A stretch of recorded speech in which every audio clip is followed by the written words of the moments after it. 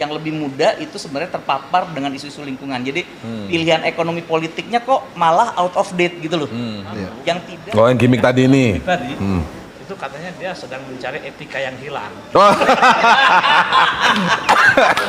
Luar biasa ini Pak Fadil nih. Terima kasih kesempatannya. Saya Firda dari Detikkom. Izin bertanya pada Prof. Tadi soal pertanyaan dari rival Anda, Gibran Rakabuming, soal greenflation yang Anda menolak menjawab, yang ternyata menolak menjawab tadi Prof bilang karena gimmick juga. Kalau begitu boleh dielaborasi soal komitmen Anda dan Mas Ganjar soal greenflation yang merupakan konsekuensi dari transisi ramah lingkungan yang kemudian menciptakan suatu krisis gitu, greenflation. Apakah bagaimana Anda nantinya mewanti-wanti ketika kebijakan ekonomi hijau ini diterapkan itu tidak menimbulkan perlawanan, penolakan dari masyarakat seperti demo rompi kuning yang tadi disinggung sama Mas Gibran. Bagaimana komitmen Anda? Terima kasih. Gini, saya bukan tidak mau menjawab, saya sudah menjawab dengan benar, tapi dia yang tidak ngerti konsep itu. Sehingga dibilang, loh kok jawabannya lain. Loh, jawaban saya itu karena pertanyaan itu. Oleh sebab itu, saya bilang ke moderator, udahlah, kembalikan ke moderator aja, ini tidak bisa dilanjutkan debat kayak gini. Karena masalahnya sudah dijawab, lalu bilang belum dijawab. Kan itu hanya gimmick aja bilang begitu. Maka saya bilang ini receh kalau gitu, pertanyaan baliknya receh, kan begitu. Saya sudah menjawab sesuai dengan pertanyaan.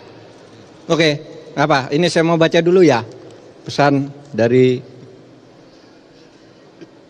TPN. Baju yang saya pakai bersama Pak Ganjar ini merupakan aksi nyata dan balutan harapan perempuan Indonesia untuk merawat ibu pertiwi kita yang sakit. Izinkan saya bercerita tentang perjalanan baju ini. Baju ini terbuat dari kapas yang mudah terurai secara alami. Kapas ini ditanam oleh petani perempuan di Tuban, Jawa Timur, dengan teknik tumpang sari tanpa menggunakan bahan kimia. Kapas diproduksi menjadi benang dan ditenun secara manual menjadi selai kain. Pewarnaan menggunakan pewarna alami dari tanaman, bukan kimia, sehingga menghindari penggunaan 2,5 juta liter bahan kimia. Sementara kancingnya diproduksi di Makassar, ini kancingnya. Kain dijahit oleh ibu-ibu di desa Badung, Bali, menggambarkan semangat dan kerja keras mereka untuk memberikan penghidupan yang lebih baik bagi keluarganya di masa depan, di mana 100% dari mereka menerima upah yang layak. Dibutuhkan waktu 180 hari, 6 bulan, untuk tumbuh, memintal, menenun, dan menjahit baju. Proses ini telah menebarkan dampak positif untuk 1.500-an kehidupan, terdiri dari petani hingga penjahit. Juga berhasil mencegah produksi 80 ton CO2 dan menggenerasi 30 hektar lahan melalui daur ulang sampah dan mengubah tanah kering menjadi Dah, oke, kita mulai lagi, lanjut lagi. Sedikit lagi, Wanda. Sedikit lagi. Soal cek fakta ya. Oke, yang dari untuk paslon 3 Pak Mahfud. Pak Mahfud, kita dalam catatan kami hasil cek faktanya itu ada sebagian benar, artinya dalam satu pernyataan ada klaim yang benar dan ada yang salah. Kutipannya seperti ini atau quote-nya seperti ini. Sumber daya alam kita sangat kaya tapi pangan belum berdaulat. Petani makin sedikit, lahan pertanian makin dikit tapi subsidi pupuk makin besar. Oke. Data dari Itu Kompas. klaimnya ya, Oke, tadi itu yang klaimnya. statement yang diucapkan, oke. Oke, jadi data dari Kompas, Kedokteran Rakyat sesuai dengan statement dari FAO bahwasannya kedaulatan pangan Indonesia masih dipertanyakan karena Indonesia masih bergantung dengan pasar impor untuk memenuhi kebutuhan-kebutuhan pokok. Ya. Nah, angka kelaparan Indonesia di tahun 2002 mencapai 16,2 juta orang. Lalu kemudian ada, itu benar ya, belum berdaulat. Tapi subsidi pupuk makin menambah itu salah. Karena sejak 2019 subsidi pupuk turun. Ya, itu data itu ya. Lalu untuk yang mungkin ini terakhir, klaim dari Pak Mahfud, yaitu beliau mengatakan deforestasi di Indonesia dalam 10 tahun terakhir mencapai 12,85 juta hektar. Faktanya dari DLHK, deforestasi Indonesia jika dihitung akumulasi selama 10 tahun terakhir sekitar 4,46 juta, sehingga tidak sampai 12,85 juta hektar. Salah ya tadi Jadi ya? bernilai salah. Oke, kalau gitu. Memang kan. Ya. Sekarang deforestasi Indonesia itu paling rendah sepanjang masa. Ya. Oke, terima kasih Wanda. Sama-sama Mas Indra. Hah? Sama-sama Mas Indra. Sama oke, kira-kira mau nambahin lagi. Terima kasih ya Wanda Oke, atas siap. waktunya.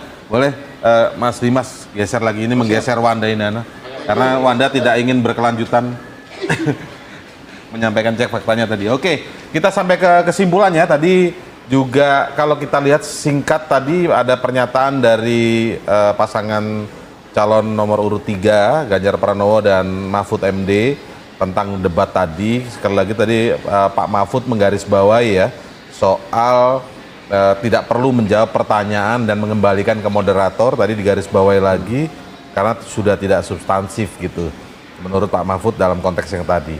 Kesimpulan deh, silakan mulai dari Mas Dimas dulu, nanti sampai terakhir di Pak Fadli. Dulu. Apa ya, ya tadi disampaikan oleh Pak Anies tadi menurut saya sangat benar ya. Ini sudah terpampang jelas, dan menurut saya kan pemimpin itu tidak hanya semata-mata bicara tentang kemampuan, kapasitas, tapi juga bicara tentang integritas. Nah, persoalan etika ini sesungguhnya di atas dua hal tadi, terkait dengan integritas sebenarnya, tapi etika ini penting. Dan sayangnya kalau untuk nomor urut 3 cawapresnya ini, nomor urut 2 cawapresnya ini Gibran Rakabuming tadi tidak menunjukkan ya aspek itu yang justru sangat penting jika kita ingin memutuskan untuk siapa yang sesungguhnya layak dipilih dan didukung untuk jadi pemimpin nasional ya. Itu yang pertama, dan itu menurut saya sangat signifikan. Ya, lalu kemudian Sorry gua potong. Tadi kan Gibran juga dalam closing statementnya itu berulang kali mengatakan persoalan-persoalan zaman now itu juga harus diselesaikan dengan cara zaman now. Dia masih sepertinya kalau saya melihat ya, apakah mungkin dia masih pingin dan getol untuk menyasar pemilih milenial dan Gen Z. ya. Tapi boleh nggak dibandingkan dengan bagaimana dia berada dalam debat tadi itu selaras nggak dengan Itu mencari salah. suara Kalau Gen Z? Dia benar-benar membaca hasil penelitian atau kecenderungan ya dari pop culture anak-anak Gen Z, justru mereka sangat menghormati nilai-nilai lama yang sesungguhnya masih sangat relevan untuk mereka anut. Etika, dalam adab konteks, gitu ya. Exactly, dalam konteks gaya hidup juga banyak musik-musik retro, barang-barang retro justru kembali lagi disukain sih oleh anak-anak Gen Z. Itu menunjukkan bahwa kerinduan mereka bahwa ada hal-hal yang tidak mereka dapatkan di hari ini dalam konteks digitalisasi, tapi mereka dapatkan kemaslahatan itu di masa lalu itu juga akan mereka gunakan. Jadi dan menurut saya hal yang sifatnya etika, adab ya, itu menurut saya sangat penting sih, dan itu pasti akan selalu menjadi perhatian bagi anak muda kita. Yang mana memang tradisi-tradisi baik itu selalu selalu dibicarakan oleh lingkungan mereka, oleh environment mereka. Apakah mereka dengan keluarga orang tua mereka, apakah dengan guru di sekolah, lalu di pertemanan mereka, di komunitas-komunitas mereka. Ada hal yang sifatnya normatif, itu yang moral, integritas itu penting gitu. Lalu yang kedua menurut saya juga menjadi penting, catatan penting dari debat ini adalah bahwa bagaimanapun yang namanya perbincangan-perbincangan baik atau diskursus-diskursus baik, itulah yang membentuk atau menjadi pilar dari kehidupan bernegara dan berbangsa. Dan itu harus kita jaga. Percakapan-percakapan baik, diskursus-diskursus baik. Nah, perdebatan ini kan sebenarnya hendak memperlihatkan kepada kita semua bahwa ketika kita membahas topik tentang tentang ekonomi berkelanjutan, tentang agraria, tentang lingkungan hidup, tentang masyarakat adat, desa dan seterusnya, itu kan ada sebuah frame diskursus yang memang hendak diajukan, hendak dimunculkan.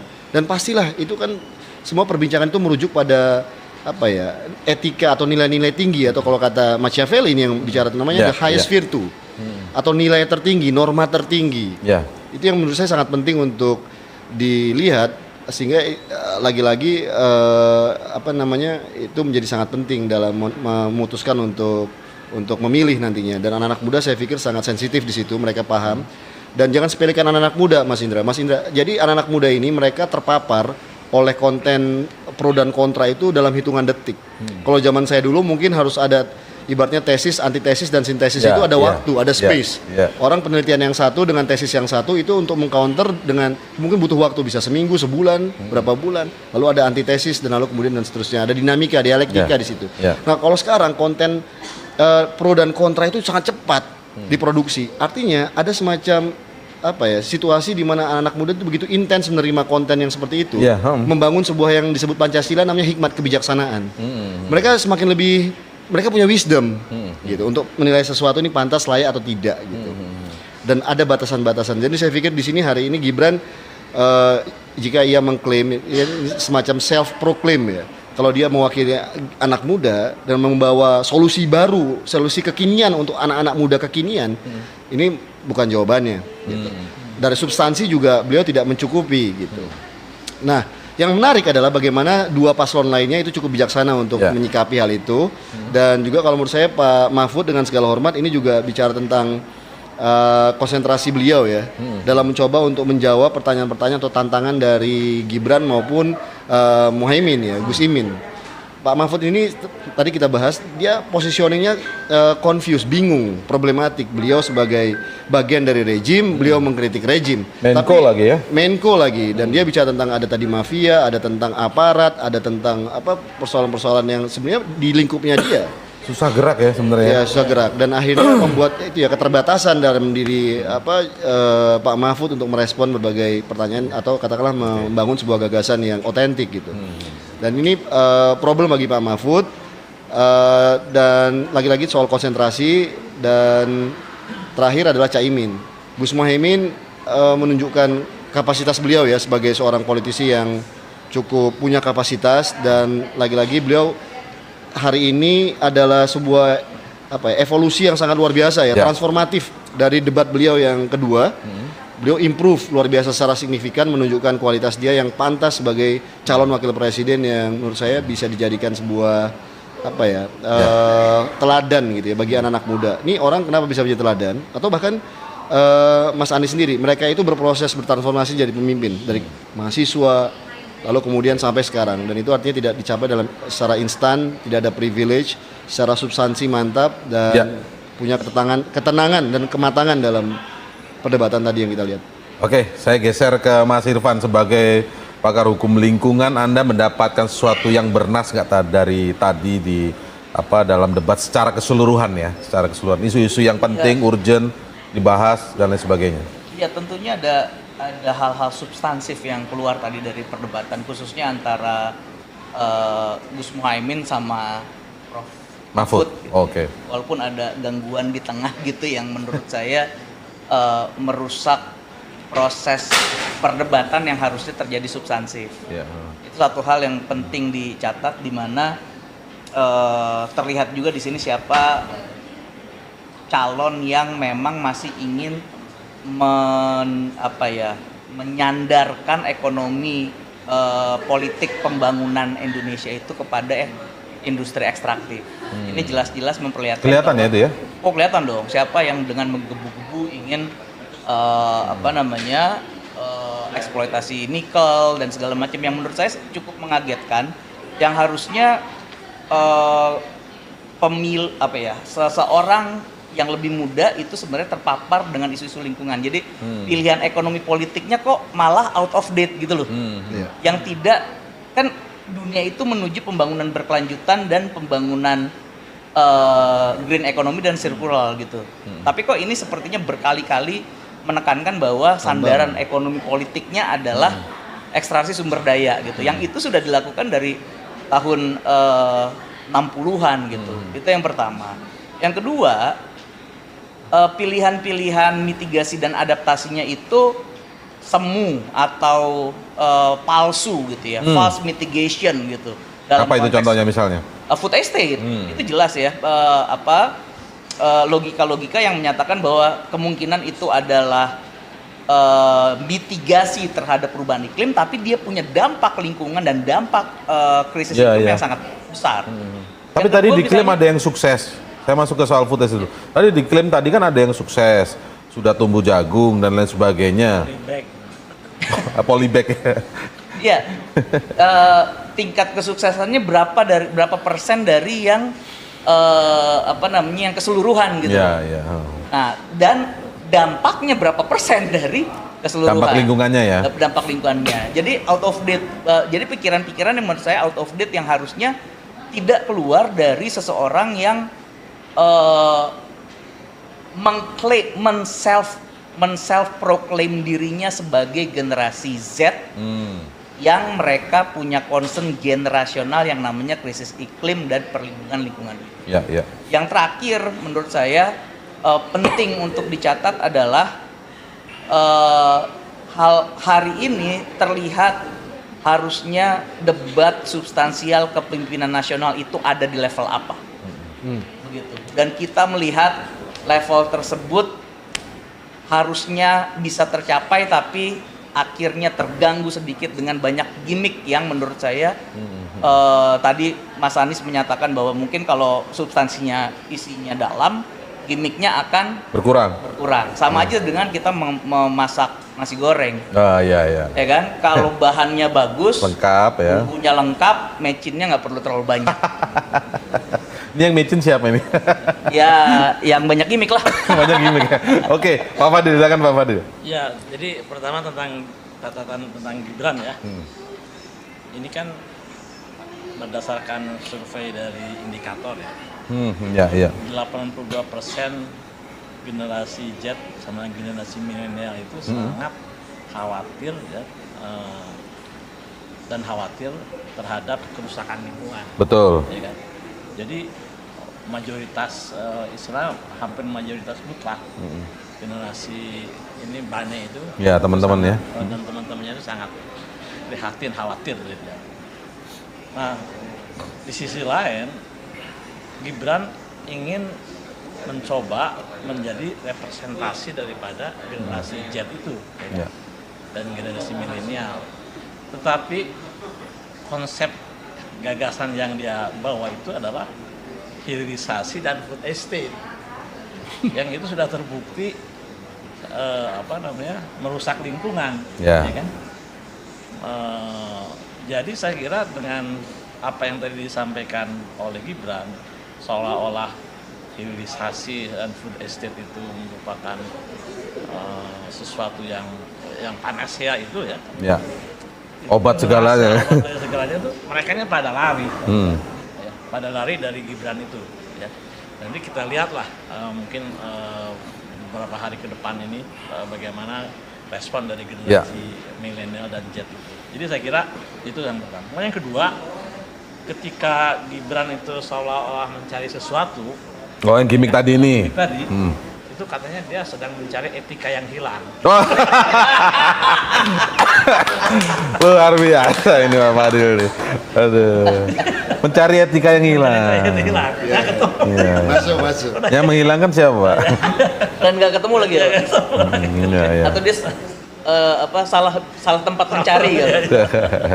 Ya, jadi dan itu mencerminkan ya betapa memang